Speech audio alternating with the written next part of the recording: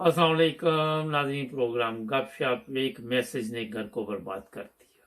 ये कहानी बिल्कुल सच्ची आपको सुनाने लगा हूँ। मकसद ये है कि शायद किसी को हमारा ये प्रोग्राम देख के नसीहत मिल जाए। एक मैसेज आया और फिर वो हो गया जो कभी सोचा भी नहीं था।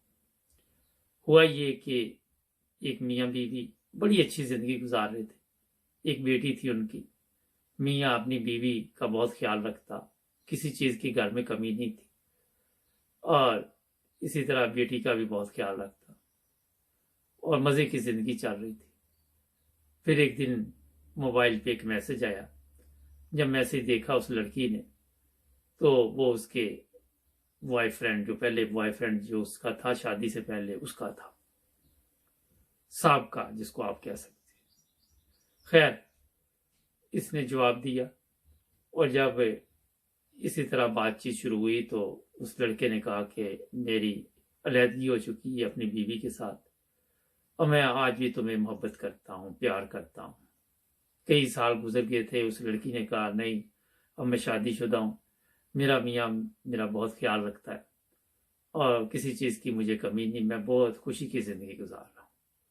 मगर उस लड़के ने उस लड़की को बारहा बताया कि मैं आज भी तुझे नहीं भूल सका, और आज भी तुझसे मोहब्बत करता हूँ, मैं तुम्हारे बगैर नहीं रह सकता। और वो फिर काम शुरू हो गया जो आपके इल्म में है।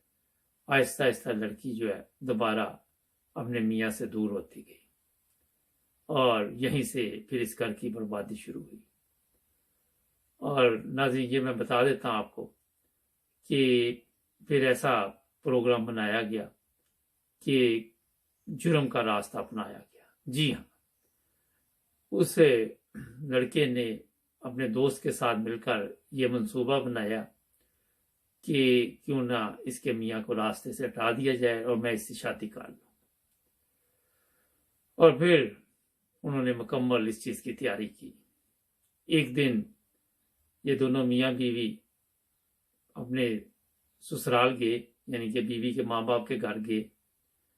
तो वहीं से जब वापस आना था तो बीवी ने मुकम्मल तौर पर उसे बता दिया कि हम इतने बजे घर वापस आएंगे और तुम अपने दोस्त के साथ आ जाना और फिर मेरे मियाँ को कत्ल कर देना। ये है वो दास्तान। इस तरह जैसे ही वो वापस घर आए तो वो लड़की जो थी उसने आहिस्ता से जो बाहर का दरवाजा था वो खोल दिया और खुद अंदर गई। तो मियाँ ने उससे बात करना चाहिए तो वो कहने लगी, मैं वॉशरूम जाना चाहती हूँ, इमरजेंसी है मुझे, और खुद वो वॉशरूम चली गई। इसी दौरान वो दोनों लड़के अंदर दाखिल हुए। बेटी सोई हुई थी और उन्होंने उस बंदे को कत्ल कर दिया। कत्ल के बाद उसने दरवाज़ा हल्का सा इशारा दिया तो खोल दिया गया बाथरूम का। वो लड़की बाहर निकली और कुछ जेवरात चुरा लिए गए, कुछ इधर उधर फेंक दिए गए। माहौल ऐसा बना दिया गया कि वहां पता चले कि कुछ डकैती हुई है। खैर, फिर शोर डाला, लड़की ने रोना शुरू किया, हमसाए आए, देखा, पुलिस आई। खैर, लड़की ने ऐसी एक्टिंग की, क्योंकि ये चाय का जो ड्रामे चल रहे हैं वहां से भी काफी चीजें मिल जाती हैं सीखने को, इसलिए किसी स्कूल जाने की जरूरत नहीं होती। कि ड्रामा किया गया और कितने दिन तक वो लड़की किसी से बात ना करे। पुलिस जो है थी, उन्होंने आके दरवाजा चेक किया, दरवाजा टूटा हुआ नहीं था, और पुलिस ने कहा कि ये कैसे हो सकता है कि अंदर कैसे चले गए, जब दरवाजा लॉक था। और फिर वो लड़की से बात करना चाहते थे, लड़की बात नहीं करना चाहती थी, ड्रामा कर रही थी, मेरी तबीयत खराब है, मैं उनके बगैर नहीं रह सकती।